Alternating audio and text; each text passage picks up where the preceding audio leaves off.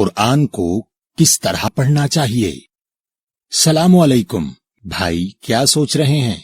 भाई, मैं कुरान की रोज तलावत करता हूँ और नमाज भी पढ़ता हूँ, मगर मेरे हालात नहीं बदलते। मैं क्या करूँ? आप किस तरह कुरान पढ़ते हैं? मैं रोज 3 सफ़ात अरबी में तलावत करता हूँ। क्या आप सिर्फ अरबी में तलावत करते हैं? जी भाई, मैं सिर्फ अरबी में तलावत करता हूँ ताकि मुझे सवाब मिल सके। क्या आपको पता है कि अल्लाह का कुरान नाजिल करने का मकसद क्या है? हिदायत के लिए। तो फिर आप सवाब के लिए क्यों पढ़ते हैं? पता नहीं, मगर शायद इसलिए कि मैंने हमेशा सबको यही करते देखा है। भाई, ये तो शैतान है जो आपको सवाब के चक्कर में लगाकर हिदायत लेने से रोकता है। क्या आपको पता है कि पूरे कुरान में एक आयत भी ऐसी नहीं जो कहे कि कुरान पढ़ने का कोई सवाब है? भाई, क्या वाकई पूरे कुरान में कोई आयत भी ऐसी नहीं जो कहे कुरान पढ़ने का कोई सवाब है? जी मेरे भाई। तो फिर हमें कुरान को किस तरह पढ़ना चाहिए, यानी कुरान को पढ़ने का सही तरीका क्या है? कुरान को पढ़ने का सही तरीका समझने के लिए आपको कुरान को पढ़ने का मकसद सामने रखना होगा। देखें, अल्लाह सूरा नंबर 38 और आयत नंबर 29 में कुरान पढ़ने का क्या मकसद बता रहे हैं। किताबुन अंज़लनाहु इलैका मुबारकुन लियद्दब्बरू आयातिही वलियतज़क्करू उलू अलअल्बाब। एक किताब हमने नाजिल की तेरी तरफ बरकत वाली, ताकि वो गौर करें इसकी आयतों में और वास्ते नसीहत के जिनके पास है अक्लो समझ। इस आयत में अल्लाह बता रहे हैं कि कुरान पढ़ने का मकसद होना चाहिए नसीहत हासिल करना, और नसीहत मिलेगी आयतों में गौर करने से।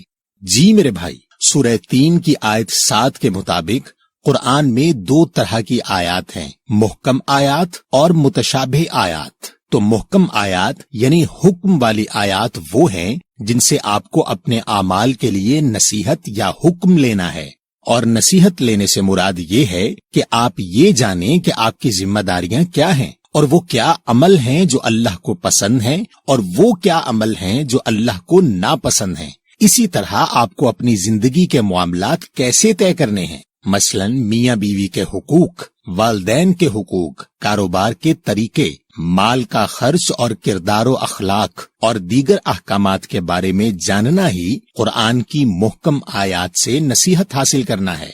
या अल्लाह, मैंने तो कभी ऐसा सोचा ही नहीं कि हमें कुरान से इस किस्म की नसीहत लेनी है। और भाई, ये मुतशाबिहात वाली आयतों से क्या मुराद है? मुतशाबिह के मानी मिलती जुलती। अल्लाह ने इन आयात को सूरह 39 की आयत 23 में अहसन हदीस कहा है, और हदीस के मानी है वाकया। तो अल्लाह ने मुतशाबिहात वाली आयात इसलिए दी हैं कि हम इन आयात में दिए गए वाकयात को अपनी जात से मिलाकर देखें और अपने लिए नसीहत तलाश करें। देखें, अल्लाह सूरह नंबर 21 की आयत नंबर 10 में क्या कह रहे हैं। लक़द अंज़लना इलैकुम किताबन फीही ज़िक्रुकुम अफला ताकिलून। बेशक नाजिल की हमने तुम सब की तरफ एक किताब, बीच इसके तुम सबका जिक्र है, क्या नहीं तुम अक्ल लेते? इस आयत के मुताबिक तो अल्लाह की किताब में हमारा ही जिक्र है। जी भाई, तो इस आयत के मुताबिक हमें अल्लाह की किताब में अपना जिक्र तलाश करना है, यानी अल्लाह की किताब को कहानी की किताब नहीं समझना। यानी कुरान में मुतशाबिह आयात यानी अहसन हदीस पढ़ते हुए ये नहीं समझना कि अल्लाह ने हमें ये किताब माजी के किस्से पढ़ने के लिए दी है, बल्कि ये देखना है कि कुरान में लिखी इस बात का हमसे क्या ताल्लुक है। यानी जो गलती कुरान में बयान लोगों ने की, कहीं हम वही गलती दोहराकर उन्हीं लोगों में शामिल तो नहीं हो रहे। यानी जब कुरान में किसी कौम या लोगों का जिक्र आए तो उसको सिर्फ माजी का किस्सा न समझें, बल्कि अपनी जात से जोड़ें। मसलन जब फिरौन का जिक्र आए तो समझें कि फिरौन तो एक अल्लाह की आयत के मुकाबले में तकब्बुर करने वाले का किरदार था। ये उस दौर में भी था और हर दौर में नजर आएगा। ہمیں بس یہ دیکھنا ہے کہ کہیں ہم تو فرعون نہیں بن رہے، یعنی اللہ کی آیت میں دیے گئے اللہ کے حکم کے مقابلے میں اپنی ذاتی رائے کو اہمیت دے کر تکبر تو نہیں کر رہے۔ تو میرے بھائی، اس طرح جب ہم اللہ کی آیات اپنے ذکر یا نصیحت کے لیے پڑھیں گے تو ہی ہمیں اللہ کی کتاب سے ہدایت ملے گی۔ بھائی، آپ کی اس وضاحت کے بعد تو مجھے قرآن سمجھنے کے لیے آسان لگ رہا ہے، مگر لوگ کہتے ہیں کہ قرآن ایک مشکل کتاب ہے۔ بھائی، یہ تو شیطان ہے جو قرآن کو مشکل کتاب کہتا ہے۔ دیکھیں اللہ سورہ نمبر 54 کی آیت 17 میں کیا کہہ رہے ہیں، وَلَقَدْ يَسَّرْنَا الْقُرْآنَ لِلذِّكْرِ فَهَلْ مِن مُدَّكِرٍ، اور بے شک ہم نے آسان کر دیا قرآن کو نصیحت کے لیے، پھر ہے کوئی کہ سمجھے۔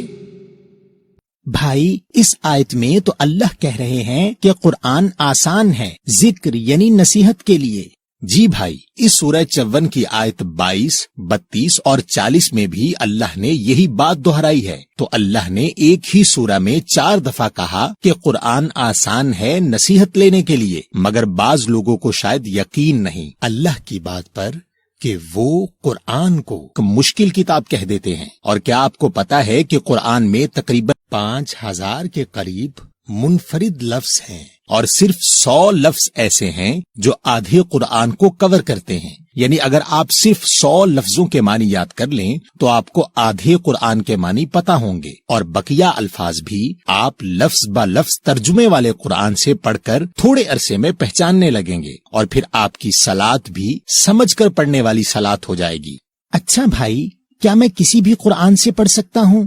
جی میرے بھائی، آپ کوئی بھی ایسا قرآن لے لیجئے جس میں لفظ با لفظ ترجمہ ہو تاکہ آپ لفظوں کو پہچان سکیں، مگر پڑھتے ہوئے آپ کو سورہ 75 کی آیت 16 سے 20 میں دی گئی ہدایت کا خیال رکھنا ہے، لا تحرک بہ لسانک لتعجل بہ ان علینا جمعہ وقرآنہ فاذا قرأناہ فاتبع قرآنہ ثم ان علینا بیانا کلا بل تحبون العاجلہ، نہیں تم حرکت دو اس کے ساتھ اپنی زبان کو جلدی کے لیے، اس کے ساتھ بے شک ہمارے ذمہ ہے اس کا جمع کرنا اور پڑھا دینا، پھر جب ہم اس کو پڑھائیں پس عمل کرو اس پڑھائے ہوئے پر، پھر بے شک ہمارے ذمہ ہے اس کا بیان کرنا، ہرگز نہیں بلکہ تم محبت کرتے ہو جلدی والی سے۔ بھائی، ان آیات کے مطابق تو ہمیں قرآن کو آہستہ آہستہ پڑھنا ہے، اور اللہ ہمیں پڑھائیں گے، اور جب ہم اس پر عمل کریں گے تو اللہ ہی اس کو بیان یا واضح کریں گے۔ جی بھائی، آپ کی توجہ اس بات پر نہیں ہونی چاہیے کہ کتنا قرآن روز پڑھا، بلکہ آپ کی توجہ اس بات پر ہونی چاہیے کہ آج قرآن سے کس بات پر نصیحت لی، اور آج تک جتنی نصیحت لی اس نصیحت پر کتنا عمل کیا۔ اور بھائی، اللہ قرآن کو بیان کس طرح کرتے ہیں؟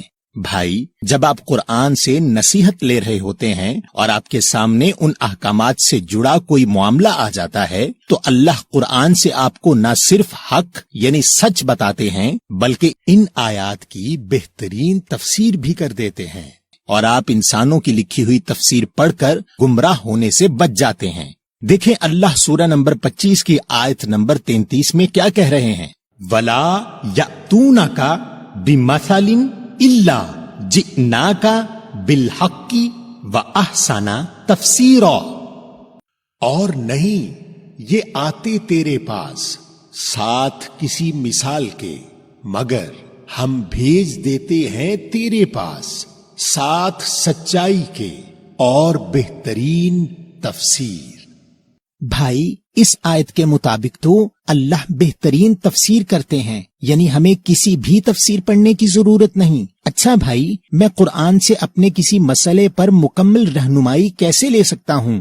اللہ نے قرآن کو انسانی نفسیات کے مطابق رکھا ہے اور اسی بنیاد پر آپ کے اسکول کا طریقہ ہے. یعنی جب آپ اسکول جاتے ہیں تو پہلے انگلش کا پیریڈ ہوتا ہے، پھر اردو کا ہوتا ہے، پھر سائنس کا ہوتا ہے، پھر حساب کا ہوتا ہے. یعنی ہر تھوڑی دیر کے بعد موضوع بدل جاتا ہے تاکہ آپ بور نہ ہوں. تو ایک دن میں آپ تھوڑی سائنس، تھوڑا حساب، تھوڑی اردو وغیرہ سیکھتے ہیں. مگر جب امتحان کی تیاری کرتے ہیں تو ساری پڑھی ہوئی اردو ایک جگہ کرتے ہیں، ساری سائنس ایک جگہ کرتے ہیں اور دیگر تمام موضوع الگ الگ کر کے پڑھتے ہیں. اسی طرح قرآن میں ہر لفظ ایک موضوع ہے. مثلا طلاق کا لفظ قرآن میں سورہ بقرہ نمبر 2 اور سورۃ الحجرات نمبر 33 اور سورۃ الطلاق نمبر 65 میں آیا ہے. تو جب آپ کو طلاق کے موضوع کو سمجھنا ہے تو آپ کو ان تمام آیات کو اکٹھا کرنا ہوتا ہے اور پڑھنا ہوتا ہے. اس سے آپ کو پورا موضوع سمجھ میں آ جاتا ہے اور پھر کوئی آپ کو گمراہ نہیں کر سکتا. کیونکہ اگر کوئی شخص کوئی بات اپنے پاس سے کرے تو آپ کہیں گے کہ میں نے اس موضوع پر تمام آیات قرآن سے پڑھی ہیں، اور اگر آپ سچے ہیں تو قرآن سے ثابت کرو. تو اس طرح آپ گمراہ ہونے سے بچ جاتے ہیں. لیکن بھائی ہم اس طرح موضوع کے اوپر آیات کیسے ڈھونڈیں گے؟ بھائی یہ بہت آسان ہے. اب بازار میں ایسی کتابیں مل جاتی ہیں اور موبائل ایپ بھی دستیاب ہیں جو ہر لفظ کے اوپر تمام آیات دکھا دیتی ہیں، جو آپ کسی بھی لفظ با لفظ ترجمے والے قرآن سے پڑھ سکتے ہیں. اور بھائی قرآن پڑھنے کا بہترین وقت کیا ہے؟ آپ سورہ نمبر 73 کی آیت 1 سے 4 تک اور سورہ نمبر 17 آیت نمبر 78 دیکھیں. یا ایہا المزمل قمی اللیل الا قلیلا نصفہ اوی انقص منہ قلیلا او زد علیہ ورتلی القرآن ترتیلا. اے لپیٹنے والے، قیام کر رات کو مگر تھوڑا سا حصہ، اس کی آدھی 12 بجے، یا کم کر دو اس میں سے تھوڑا سا یا زیادہ، اس پر اور پڑھا کرو قرآن کو ٹھہر ٹھہر کر. اقیمی الصلاۃ لدلوکی الشمس الی غسق اللیل وقرآن الفجر ان قرآن الفجر کان مشہودا. قائم کرو صلاۃ ڈھلنے سے سورج کے طرف اندھیرے رات کے، اور قرآن فجر کو، بے شک قرآن فجر کا ہے گواہی دیا گیا. بھائی اللہ نے قرآن پڑھنے کے 2 بہترین وقت بتائے ہیں. ایک جب رات ہو جائے تو پڑھیں، چاہے رات 12 بجے تک پڑھیں یا چاہیں تو تھوڑا کم یا تھوڑا زیادہ کر لیں، اور دوسرا فجر کا وقت.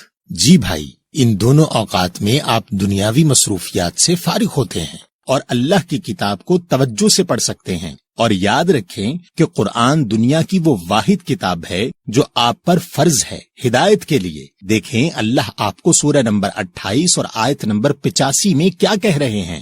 ان الذی فرض علیک القرآن لرادک الی معاد قل ربی اعلم من جاء بالہدی ومن ہوا فی ضلال مبین.